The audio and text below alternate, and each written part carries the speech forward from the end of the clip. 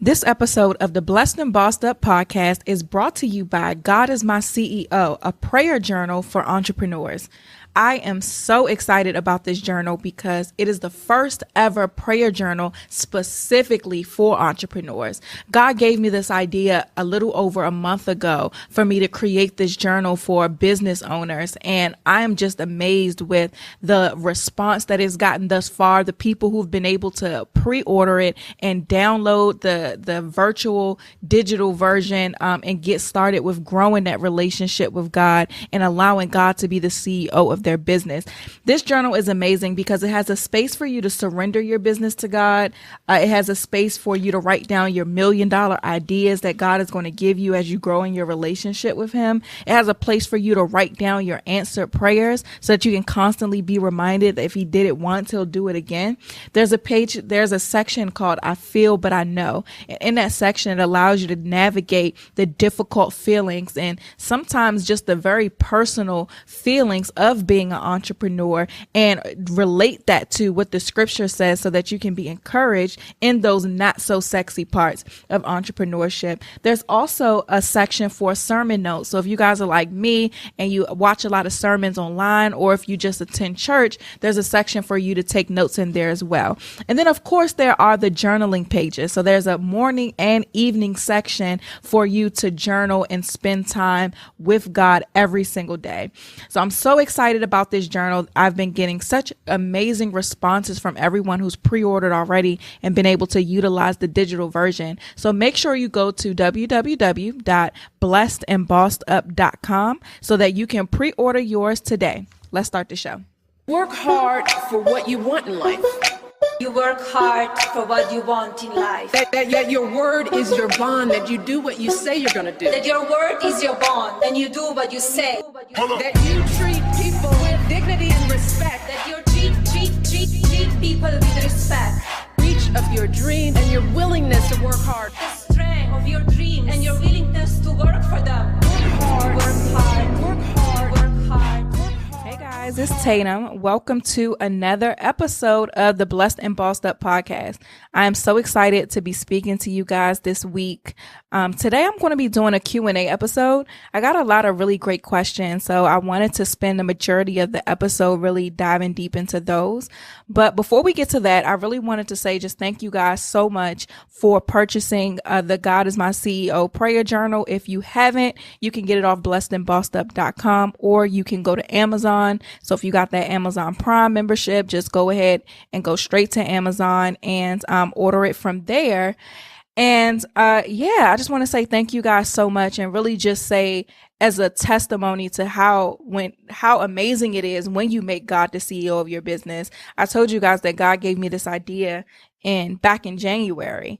And so I created this because journaling is something that I did personally, and I still do personally, to grow my relationship with God. And it allows me to kind of document my journey so I can always go back and be reminded of how far God has taken me. And so I never really intended to do this as something to sell. Like, it was just my thing. So when I created it specifically for entrepreneurs, I was excited because I knew it was a God idea. And so just the amount of orders, I mean, this thing has made me like an additional over $5,000 this month just off of pre-orders. And I think that's a testimony really of what God will do when you make Him the CEO of your business and when you focus on Him. I had no intentions on doing this, but I just got a bump in my income, a $5,000 bump in my income just by following what God told me to do. Passive income at that. So that means I don't have to do anything but package it up and send it. That takes no time, or if you guys order it off Amazon, I don't have to do anything at all because it gets shipped from the Amazon warehouse.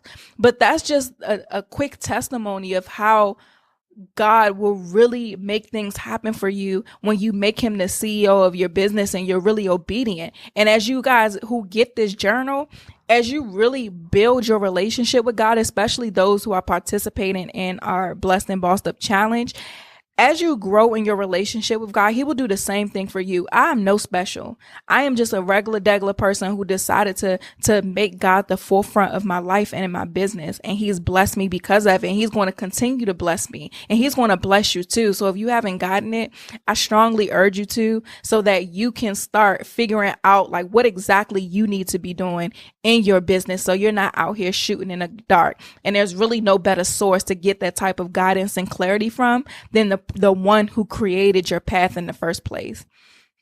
So anyway, before we get to the question, I really want to talk briefly about a subject that I don't think I talked about before. And I want to just simply say for you guys, what you focus on really magnifies. And this is one of those times, again, where I have no clue why I'm even talking about this. But I really wanted to make that point because I know we've talked about, of course, making God the CEO of your business, focusing on God, this, that, and the other. But sometimes we can focus a little bit too much on what we aren't happy with in our life, that magnifies as well, to the point where we become ungrateful, to the point where we're not even able to see the blessings. We're so distracted by what's not going as expected in our life that we're not even seeing how many things are going well. And so when I hear the phrase, what you focus on, or the quote of what you focus on magnifies, it's so true, because like, even let's take right now, for example, I'm recording this podcast into my computer. Next to my computer is a water bottle. If I look directly at my computer, I can see a water bottle because I have peripheral vision. However, I'm focused on my computer, so it's not distracting me. It's not that big of a deal. It doesn't look as big as it actually is because I'm not focused on it. But if I turn my attention to this water bottle, now it's big. Now I can see all the details of what's going on with it. Now I can see that the label is falling off a little bit. Like now I could see that it's Deer Park brand. I can see like these details of it, and I can't really see much of what's on my computer other than the fact that my computer's right here. I hope that makes sense. And so the same thing translates over into our lives. We get to focusing on the wrong things, and not even just not even just having the options to focus on God or focusing on your business, because it's not that black and white. We may be focused on, let's say, money, because we're not financially in a place that we want to be, so much so that we start doing anything for money, because the money problem becomes way bigger than what it has to be. We totally forget the fact that we have food in the fridge, that we have a roof over our head, that our bills are paid, barely, but paid. We're not focused on those things. We're just focused on the fact that we don't have the money that we want to have. So now this becomes a bigger problem than it needs to be. We negate the fact that we're still wealthier than the majority of the world by just having the bare necessities, to where now money becomes a big thing. So now we're trying to rush and put out projects because we want to hurry up and make money. Or now we're partnering with people who God wants to show us are actually going to stab us in the back, or actually going to be people who will cause us more harm than good. But we're forming these deals because we're just focused on the money. One thing that I learned a long time ago, I think my father told me this, was never work with anyone or deal with people at all who only care about money or only care about attention, because those two things, their loyalty will always come at a price. And that's something I've always taken with me. So even I try to keep myself in check as well. Like, money is great. I like nice things. There's a lot of things that I want, but I have everything that I need and almost everything that I want. So I have no reason to be tripping off the fact that I drive a Nissan and not a Porsche. I have no reason to be mad at the fact that I have an apartment and not a house. My apartment is nice, and God is going to provide me with more things, but I have to make sure that my focus is in check. I focus on God, and everything else to be added unto me. And not only that, but I'm not focused on what is not going the best in my life. And so I wanted to talk about this because I think something that's not really talked about enough is how life happens during entrepreneurship. Life really does happen. And a lot of times, especially in the beginning stages of us building our business, it can be a lot. It's very mentally taxing in the very beginning to be an entrepreneur. You're already afraid stepping out on this business venture. You're already trying to figure out how to balance your life with work, with maybe school or relationships or family. And then you got this new business, and then something happens on top of that. Like, it can be overwhelming. So it's important. I don't know if somebody may be going through something to where you may feel like you're never going to get out of it, or you may feel like this problem is so great that you don't see the light at the end of the tunnel. But life happens in entrepreneurship, and we will always get through it. But again, what you focus on magnifies. So we have to make sure that we never focus too much on what's not going right in our life. Life is going to happen. Relatives are going to die. That's the guarantee of life, is death. That's the one thing that's guaranteed, is that we're going to die at some point. And unfortunately, that happens. And if you're an entrepreneur, that probably is going to happen while you're in business, but you can't focus on that. And that's also why it's important to make sure your business is in a place where, if that situation happens to you, that you're able to properly grieve and your business not suffer. However, we don't always have that luxury. Life happens. Life may be happening to some people that's listening here. Even using myself as an example, during this last year, if I'm talking about life happening, my father's in prison. I'm getting engaged. I have to make tough decisions about getting married with my father being incarcerated. I have to make sure that I'm still doing my job as a daughter. And despite how I may personally feel about situations, making sure that I still honor and respect my parents, no matter what, if our relationship is strained or not. I may not have had a death in the family, but that's real life stuff. You know what I mean? A parent going away, especially a father figure, in a female or a daughter's life, is important. So things like that it happens to families, and it hurts. That's not a easy situation, but my business doesn't know that. You know what I mean? My business still grows because I choose not to focus on that. This is my reality. You know what I mean? And so I'm just going to continue to focus on God and focus on what God wants me to do. And I'm going to acknowledge and healthily deal with when life happens. So if a parent gets incarcerated, guess what? My business is still going to run day to day. I'm going to go visit. I'm going to send letters. I'm going to send emails. I'm going to do whatever to maintain that relationship as I can at this point, but still do what God called me to do, period. Because my purpose is not contingent upon if everything is good in my life. My purpose is contingent on my obedience. And I'm not only obligated to be obedient when everything is hunky dory, or when that's really a country old school saying. But when everything is going well, I'm not only obligated to be obedient at that point. I have to be obedient, period. No questions asked. And so life happens in entrepreneurship, but what you focus on magnifies. So if something is going on in your life and you trying to figure out, all of this is going on, you got to boss up and stop focusing on that. And instead focus on, how am I going to get out of this? How am I going to dig myself out of this ditch that I feel like I'm in? If you feel like you stuck under the covers, you don't know what to do, cut the lights on, get out the covers and start there. Get out the bed. That's one step. And focus on that. Focus on, oh my God, I got out the bed today. Thank you, Lord. I got out the bed today. That's one step in the right direction. You know what I mean? Change what you focus on, because what you focus on magnifies. So rant over. Let's get into these questions. This first question says, what has been your biggest challenge becoming an entrepreneur with your family and friends? Well, I have been blessed to have a great group of friends. My friends, I've been very consistent just since most of my friends have known me. And most of my friends, we've been friends since like middle school, high school, college. So all of my friends have known me pre-entrepreneurship, and I've always just been consistent in being an overachiever. So that's just who I am by nature.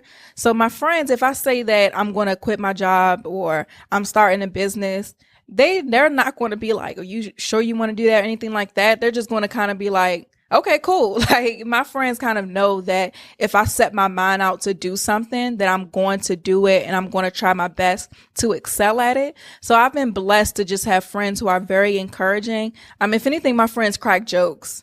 My friend, some of my friends call me self-care Tatum because they swear because I don't work a 9 to 5 that I don't do anything. So they always just crack jokes about me not doing anything or call me self-care. If y'all look on my Instagram, you'll probably see some of my friends joking about me not doing anything all day. But other than just harmless fun, I really have not had challenges. That's not a challenge, but I haven't really had challenges with my friends other than this one time in the very beginning when I started my youth program.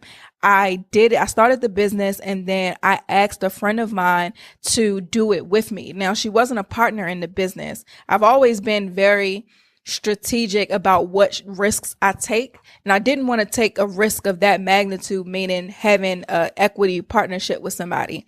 But I did ask her to help me grow the business. In the future, my mindset was us doing it in the form of a partnership later. But so with that, as I grew in business and things like that, we just really grew apart. She was very much so still focused on just a lot of things I really wasn't into. So like guys and not saying I wasn't into guys, I just wasn't focused on relationships or dating or anything like that. I was headstrong on my business. And so with her, she was really focused on relationships, or she wanted to party all the time. And that was cool for a season in my life. But as I was growing, we were just unequally yoked after a while. And so business actually ended up going sour between the two of us, and we aren't friends anymore. But I'm a firm believer in God will always remove people out of your life who's not supposed to be there, whether it be for a lifetime or for a season. And in that particular relationship, we just grew apart, and I actually prayed about it and got confirmation back then that it was just time to move on from each other in both business and personal. And so that was the biggest challenge for me, was just that friendship, is really understanding that you're going to outgrow people. And I'm the type of person, like I said, I've had friends where we've been friends for a very long time. Like I have friends from middle school and elementary school. Like I have lifelong friendships like that. And so for me, when I have that level of friendship with people and I love them that much and I'm invested in their well-being, that whole growing apart thing, it hurts me because I'm a very caring person once I let people in, and I'm very loyal. But growing apart is just a part of the game, and it's something that I have to accept. I'm so grateful that I've only had to lose one friend, because I know people who have elevated and lost a lot of friends, and I'm still growing. So who knows what God has in store for me as far as my friendships go. But just growing apart from people when my mindset started to shift was the biggest challenge as far as friends goes. Now, when it comes to family, we can't just all the way, some family members, we can't just all the way grow apart from. And so I've had situations, I know with my mother specifically, when I told her I was starting my youth program, it was one thing. When I told all of my family, like, this is what I'm doing, it was one thing. Everybody was excited about it and things like that. But then once I started talking about quitting my job, then the conversation was a little different. It was like, are you sure? Like, it was cool to do it on the side, but making this a full-time thing, now that required a little bit more risk. So now they're like, are you sure you want to do that? And so my mom was kind of like, well, how much money do you have saved in the bank? Are you sure this is what you want to do? Like, all valid questions. Now, all the questions that a parent, is expected to ask. But at that time, that's not what I needed to hear. Stepping into entrepreneurship, it makes you very vulnerable, especially doing it full time. And so in that season, I just needed to be encouraged, because I know me and my family knows me. My friends know me. I'm going to, I don't make decisions at all without fully weighing my options. I never make rash decisions. And so I always felt that with my family, it's like, y'all should know me better than that. Like, you should know that if I say I'm going to do this, I'm very serious about it. Any question that you can ask me, I've probably already thought of it, because I'm super analytical like that. And so the challenge was just kind of letting my family know, like, I know that you're asking all of these questions out of love, but that's not what I need. Right? I don't need you to ask me questions, or I don't need you to double check if this is what I want to do. Yes, this is what I want to do. Yes, I know it's risky. Yes, I know the what ifs, but I couldn't live with myself if I didn't take a chance on myself. And so that was a huge challenge for me. And especially like my grandmother is a Southern woman. You work jobs. She's a teacher.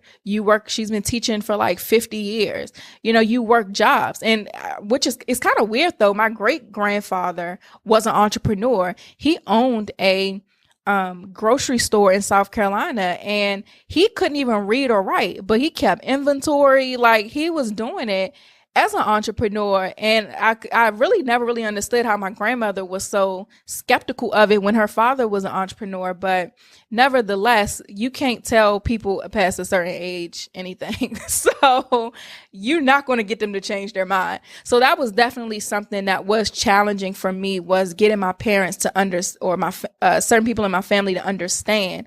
But I had to realize within myself, it's not for them to understand. It's my life. I know that they love me. I know they're not trying to pour salt on what I'm doing, but I have to live my life for myself. And that's what I told them. And so that's what I did. And then those same people, once you start making money and they start seeing the fruits of what you were talking about, then they get on board. My grandmother has no clue what I do all day, but she know I can go pick her up and we can go to lunch, and she doesn't have to pay for anything. And if she needs something, she can call me and I'll get it for her. She knows that. So she don't really care what I do all day as long as it's legal. You know what I mean? So, I've had challenges, but that kind of goes back to what I talked about in the beginning of the episode, is what you focus on magnifies. I wanted the support of my friends and family, but I was 100% willing to take my leap of faith and do what I had to do if I did not have it. So that's what I think you have to really decide. I know that you're asking me this question probably along the lines because you may be dealing with challenges with your family and friends, but you have to understand that you have to live your life. And it's not up to them. So if they support you, great. If they don't, oh well. But they will come around once they start seeing the success. That's for sure. And I haven't even reached this level yet, but I've heard like people who are very successful talk about how now their family always calling them for money. Their family always wants something. Their family always expect them to pay when they go out. So it's different challenges based off of what level you at. And so it's just a matter of being very clear within yourself about what it is that you want to do, and being headstrong or being committed to making that happen and doing the things that God put you on this earth to do, and not letting the opinions of other people, friends, family included, keep you stagnant in any type of way. So the next question, and I forgot to say this, you guys, if you have a question, go to blessedandbossedup.com, click on the Ask a Boss tab, and you can submit your questions to be answered as well. So this is a relationship question. So this is interesting. I don't really answer relationship questions often, but one of the things that God is kind of working with me on is being more open in general. Now, I do have boundaries. With openness still comes boundaries. However, I'm definitely working on being more open about all areas of my life. So this is a relationship question. It says, how did you learn to allow yourself to be vulnerable with your significant other regarding childhood challenges and experiences? Was there a criteria he had to meet before you disclosed those experiences? What red flags did you watch out for? Thank you. So me personally, I want to do a disclaimer and say I'm not a relationship expert at all. I do not think that me being engaged means that I've accomplished anything. I think it just means that I made a decision with somebody who I love and loves me back to be married. Like I'm one of those people where I feel like I don't really like when people, when they get engaged or married, they think that they can just tell everybody how to live their life. I do not like that, and I'm not going to do that. I'm just going to tell you my experiences, and you can take what you want from it and leave what you want to leave. But yeah, to go to your question, when it came to being vulnerable, all of the stuff that you asked me were things that I wanted to do for myself prior to even getting into a relationship. I knew that I had baggage growing up. I knew that I had daddy issues. I knew that I had mommy issues. issues. I knew that I had an emotional wall that you couldn't even dare to break down. I knew all of that stuff already. And so I was working on those things within myself. I moved out my parents' house. I lived by myself. I was really still trying to get on track with this God thing. I was going to church. I was trying to get to know myself. I was spending time with myself. I was reading books and all of these things because I wanted to just be a whole person. And I knew that I had a lot of brokenness. So aside from being with anybody else, I wanted to like being with me, just me. And so I learned to allow myself to be vulnerable because I learned to just be a vulnerable person. And the way that I did that was through my youth program, because I was helping teenage girls and I was helping them get over the very experiences that I had. That required me to be vulnerable with them. And so by practicing that in something that I love and I'm so passionate about, it allowed me to just exercise that part of myself and not be that ice box that I had turned into as a result of my upbringing. And so when it came to being in a relationship, it was second nature. Like vulnerability was just me. So I didn't really have to work to be vulnerable with him or qualify if he was worth me being vulnerable. I had just come to a point of being happy with being Tatum and being whole as an individual before he even came along. And then she also asked, was there an experience he had to meet before you disclosed those experiences? I'm sorry, was there a criteria he had to meet before you disclosed those experiences regarding childhood? No, I'm an open book. I'll tell anybody what I've been through. I don't believe that my experiences are a secret. I use the things that I've gone through to help other people. And everything that I've gone through is a part of me. Like I would not be who I am right now if I didn't have daddy issues or mommy issues or didn't go through certain things. I would not be who I am. I'm grateful for everything that I went through because it molded me into being who I am.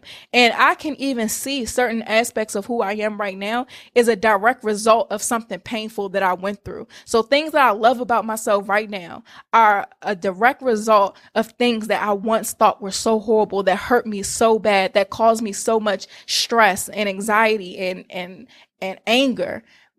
They now have turned into beautiful things that I use to help other people. And so I don't look at my challenges as something I have to keep shielded or something that I have to keep a secret for somebody to meet a criteria in order to share them with them. They're a part of who I am. And I am unashamed of anything that I've gone through. My only thing, though, is I do want to make sure that when I tell my story, I tell it in a way, and this is something I'm working on because I am such a blunt person.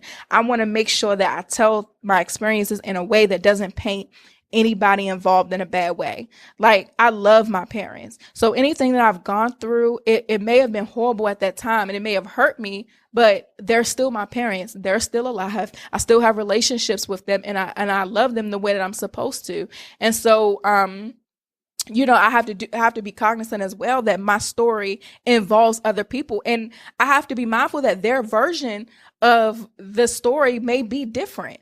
And so I know for me, that's the only challenge at this point. And this has nothing to do with my significant other. This is just personally when it comes to discussing my childhood experiences in general, being able to communicate them in a way that doesn't make the other parties involved look bad. Because whether I had daddy issues or not, he's still going to be my fiance's father-in-law when we get married. So I don't want him to like resent my father because of anything, or I don't want him to look at my mom or anybody in a certain type of way because of my experiences. And so, and if there was any criteria, then it would be to make sure that he's mature enough to be able to see that he's mature enough to be able to accept the things that I've gone through and not judge anybody because of it. So so maturity, I guess you can say maturity is a criteria. And then her last question was, what red flags did you watch out for? I'm very, very good at discerning people. And this is in romantic relationships. This is in, personal, friendship relationships. This is in business relationships. I can sit down with somebody for like 2 seconds and let you know straight up if there's somebody that needs to stick around a little longer or if they gotta go. And sometimes some people are real good at putting on a front, so it might take a couple experiences, but I'm very, very good at getting to the root of who somebody is and making a decision on if they're who they are is compatible with who I am, and if we need to have any type of relationship. I've been blessed with that level of discernment. But when it comes to relationships, for me, I have been in healthy relationships before this. My fiance is not a guy that came around and was the first good man I've ever encountered. That's not what it was. I've been in healthy relationships before, so it wasn't like he saved me from anything. I was very much so whole and healthy as an individual woman before I even met him. So for me, it wasn't necessarily about red flags, because he cannot have any major red flags and we still not be compatible. So when picking a partner for me, it was never about red flags. It was about qualifying like their character, qualifying how that relates to me, and how if we'll be able to come together and do something great as one unit. That's kind of what I looked for. And so, and when I have conversations with like my male friends, a lot of guys, they're like measuring stick as far as what type of woman they want to deal with is so off. Like I have a friend and we always talk about like relationships and stuff. And he tells me about girls he's dating, when it works out, when it doesn't work out, why it didn't work out. And his measuring stick is always like, well, my ex, this, that, and the other, or this girl did that, or my parents did this. Like the measuring stick is all over the place. But when I got into a relationship, what made me actually take my fiance seriously, BJ is his name. I don't know why saying my fiance all the time just seems corny. But so the reason what made me take BJ seriously was when he first like asked me to be his girlfriend or whatever, I was like, no, because I just wasn't there yet. And so a little bit after that, when I was really seriously considering it, I asked him like, well, what makes you think, because we had already had this conversation from jump. We worked together, so we were able to really get to know each other on just a regular person without any of the pressure of dating or anything. We were able to kind of just get to know each other as people first. And so in our beginning conversations, it was just like, look, I'm tired of asking people their favorite color. So if we're going to actually date, it needs to be going somewhere. I'm really kind of over I'm just not really, I don't want to waste my time, was kind of where we both was at. And so it was great because we didn't have to worry about anybody playing any games. We knew what it was. So when we got to the point where he was ready to be with me, to me, what that told me was, you're ready to potentially see if you can marry me, because we already had this conversation that we're not about to waste each other's time. So I need to know, why do you think, because I wasn't there yet. So I need to know, why do you think that I'm the one that you want to potentially marry? And so when I asked him that question, he thought about it for a second, and then we were sitting down on the couch, and he picked up his Bible. And so I had already like kind of snooped through his place before that to see, like, you look in the medicine cabinet, you kind of look, make sure, see what type of books they read, and y'all know. But so he had this Bible on his stand, and it was a Bible he actually read, because he had all these markups in it. It was worn, like you can tell that this was something that he spent some time with.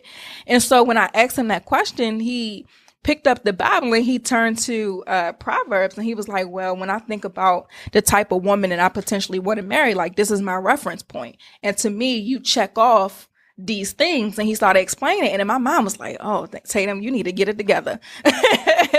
Like, this guy might be it.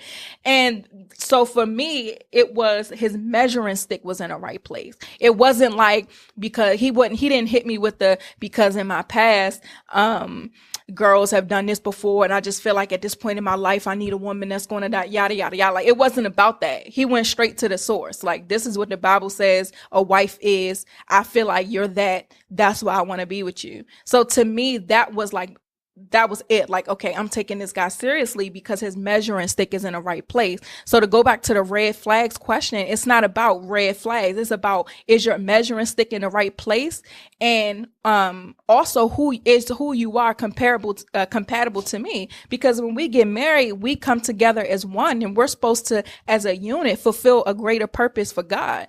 So if you don't even know who you are or what you want as a man or whatever, then we don't really have no point of being together. Or if you want this and I want that, and there's no like synergy or in any way that we can bring those two together for God, then it's no point of us being together. You can be a good person all you want to. You just may not be the person for me. And so, it's not necessarily about red flags. It's about making sure his measuring stick was in the right place and that he was grounded and secure in who he was as a man, and wouldn't let me and who God called me to be to intimidate his or emasculate him or make him feel emasculated in any type of way.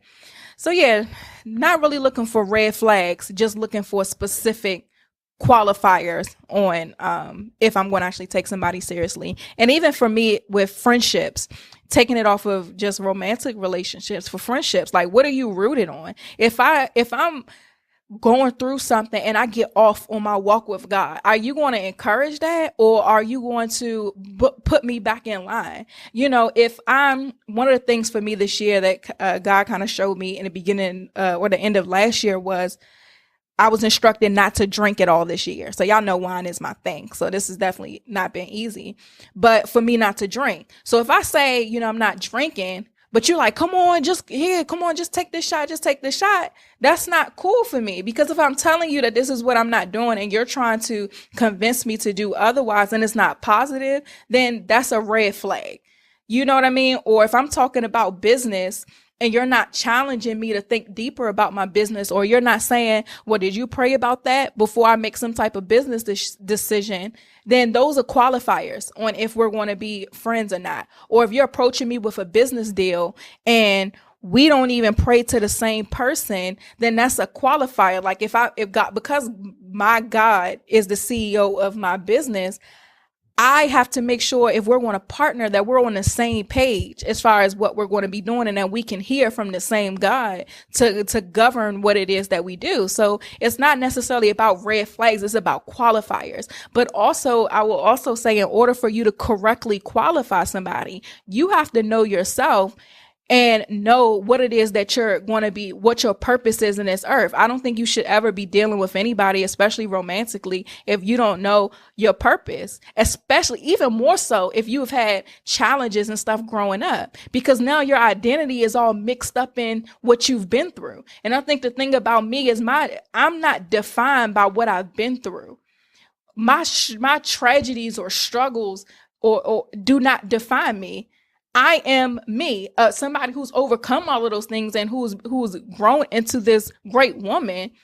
I'm not those things. You know what I mean? So whatever it is that you're going through, or that you've been through, you are not those things. So I think a lot of times for people who've gone through challenges, especially in their childhood and things like that, our identity is in that. So you have to first figure out who you really are, how those challenges that seemingly were bad actually molded you to be who you are, so that you can then use that as a qualifier, and also know where you're going so that you can use that to define what your qualifier is going to be for people that you let in your life, not just romantically, but people in general.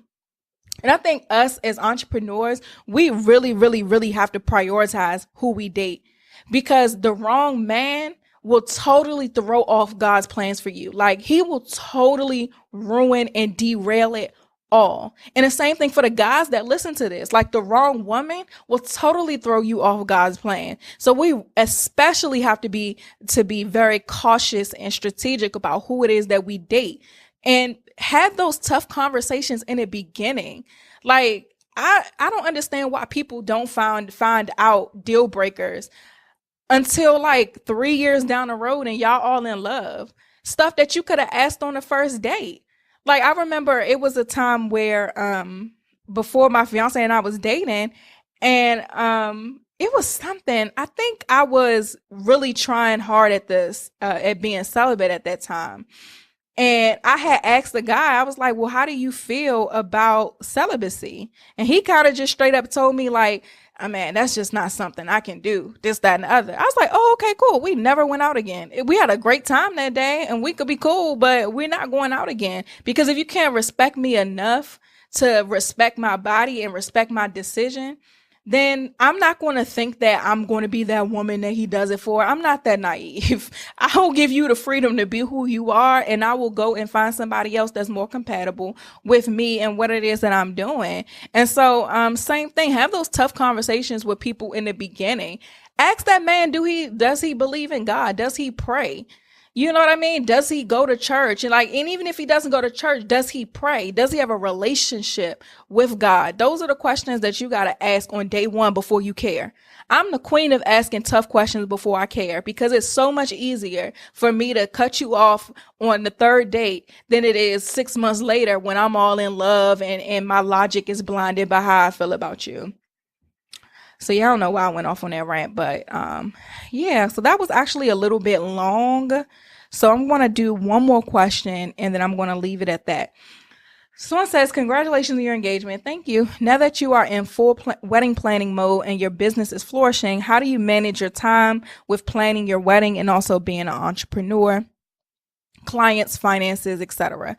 Well, I have a schedule first and foremost. Like, I definitely have a schedule. I set goals every week, so I know what it is I'm working on and prioritizing that week. I think that when you have multiple things going on, it's all about priorities. It's not necessarily about balance, but it's about priorities. And so I'm very clear about my priorities. God is first. Family is second. And by family, I mean now that because I am engaged, he kind of graduates to a higher level than if he was just my boyfriend. So the correct order is God, family, business. Now, if he's just my boyfriend, he's not in the family category. So my business is going to come before him. If I need to cancel a date to go to an event, that's what I'm going to do. If I need to not talk to him that day because I got things I need to get done in my business, then that's what it's going to be, because you're just my boyfriend.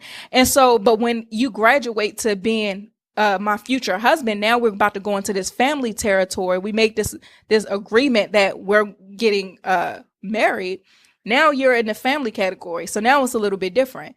Now, when you come home from work, I'm not working on business because we spend time together. You know, now if it's something that we need to address and there's a business matter, that business matter has to wait because now it's family. You know, so, or if it's something that God wants me to do, though, then he has to wait because God comes first. So it's all about priorities. And also having a clear structure in business. Like when it comes to clients, there's a clear process that happens between clients. You know, there's the discovery call, there's like a one-on-one session, then it's the client. That's the step process. So discovery calls, I can work my schedule to where I only take calls on certain days. So I know that on Thursdays is discovery call day. Let's say, for example, Thursday is discovery call day. Then I know I'm only going to take one-on-one sessions on other certain days. And I'm only going to, or when I have clients, a lot of it is virtual.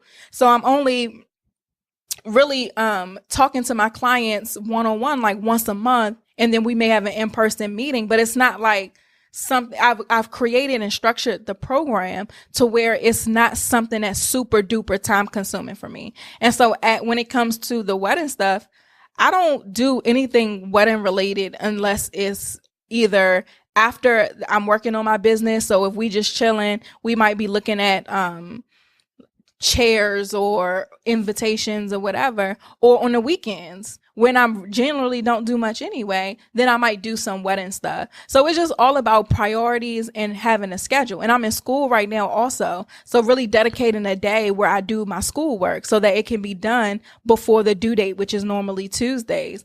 And so, yeah, it's just all about having a schedule, having priorities, having a schedule, sticking to it, and just executing. And if things get overwhelming, adjust as necessary. But I know for me, having time to recharge, because a lot of what I do is pouring into other people, is really important for me to be able to recharge so that I can actually have the energy and have something to give. And so for me, I don't work on the weekends. I have no excuse to where I need to be working 7 days a week. I do not have children and I do not have a 9 to 5. and BJ has a 9 to 5. So if he's at work all day and I'm in the house from 7 a.m. to 7 p.m., that's 12 hours worth of things that I can do on my business. I don't have a excuse to be working all Saturday and Sunday. I really don't. So my weekends are the time where it's just me. I'm chilling, watching Netflix. We hang out. Me and BJ go out on Friday nights.